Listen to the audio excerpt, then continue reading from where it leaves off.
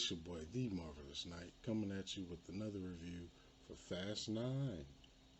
Fast 9? Fast 9. This is going to be a quick, spoiler free review. Uh, you know, it's hard to explain certain things without getting into spoilers, so I'm just going to make it quick and tell you my overall thoughts on the movie. And for the most part, I enjoyed this movie. I actually had fun with it. I laughed. I enjoyed it. I actually went to go see it on my birthday this past Friday. Chapter 29. Thank you. Still look good. Almost 30. Yeah, you know how it is. But, like I said, this film was pretty good. They always find themselves to try to top the last movie, and every movie they do it. Like, it's crazy. It's insane. All the stuff that they doing is like, you might as well say they're the damn Avengers, hood Avengers or whatnot. I mean, the Fast and the Furious franchise has went from race car, street racing, to them taking on global threats and saving the damn world. And it's crazy because you're like, where the hell did they get all this training and shit from? They're like, really? So you got people that are trained to take care of these global threats, but they don't use them. They go use these guys who only skill is driving cars. But no, they got them doing espionage, uh, all that good stuff. I won't be surprised if they ever do this big blockbuster crossover movie uh, with the Avengers and Justice League, and you see the Fast team there. Hey, that'll be pretty awesome, by the way. But don't be surprised. Um, it's your usual cast. You got Vin Diesel back as Dom Toretto. You got Letty, who's played by Michelle Rodriguez. You got Tyrese, who plays Roman Pierce. You got Ludacris, who plays Tess. Uh, I forget the light skinned girl that's with him. Forgot her name. She was in Game of Thrones. Got beheaded. I think it's Natalie something. And then the chick that plays his sister. And then you got Han's character is back. And the way that they brought him back, so before I saw this movie, I knew I wasn't going to see it when it came out. I read to see how Han was coming back, and it sounded pretty stupid reading it. However, watching it, it all made sense, right? And previous Fast and the Furious movies, they don't do this on purpose. It's just they do it. They have loopholes in their story. And when they go do a new movie and they're like, oh, we can make this happen and this happen, they're able to fill those loopholes. So a lot of stuff with Han's situation, even before he had loopholes. And in this one, they were able to go and fill those loopholes and stuff. Even with, Mr. Nobody and how he came to Vin Diesel. I think it was Fast and Seven when Vin Diesel and Jason Statham character was going at it after they buried Han, and then Mr. Nobody just came out of nowhere. That was a loophole. Like, how would you? In this movie, they actually fill that loophole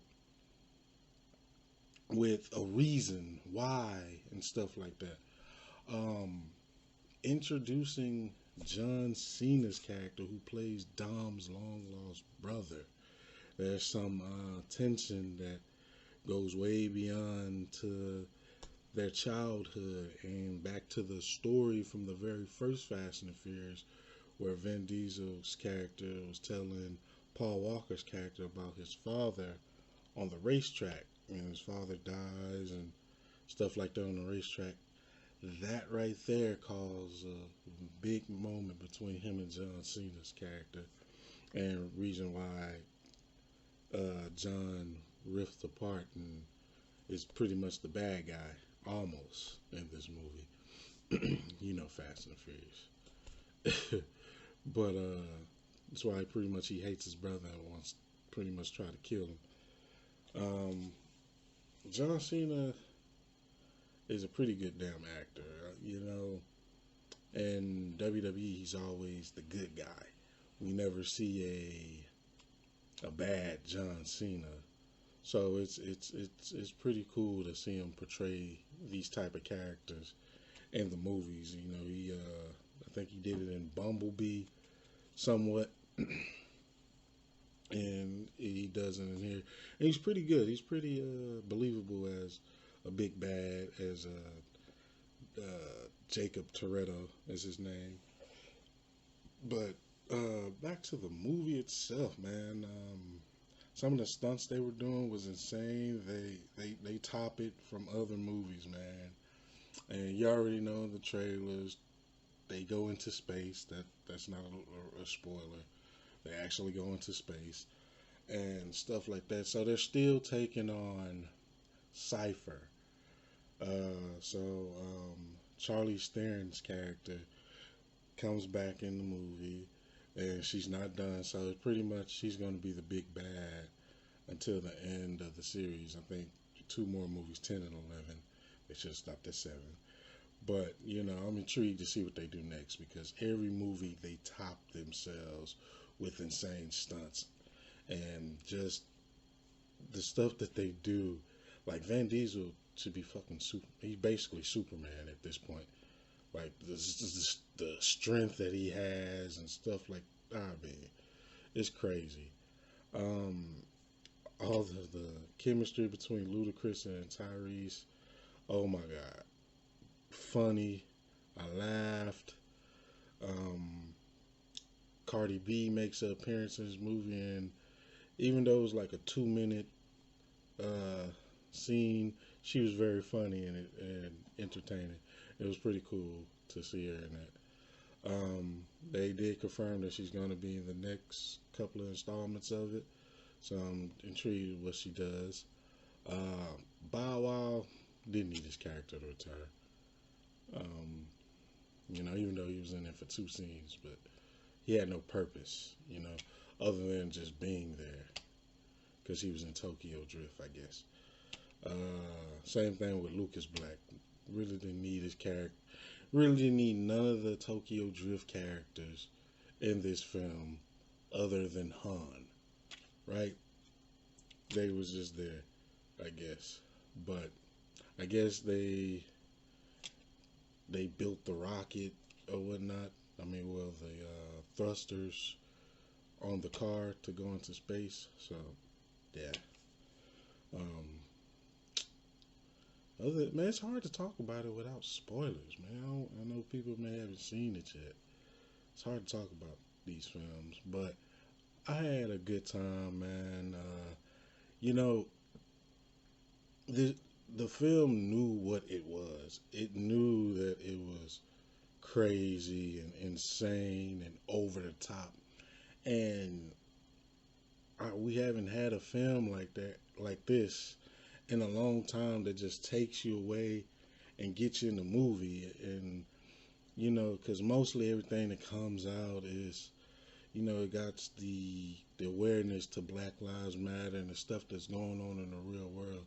And don't get me wrong, yes, I understand you got to make awareness and stuff like that and tell stories, but sometimes, you know, you want to forget what's going on in the world. You just want to take that break and escape.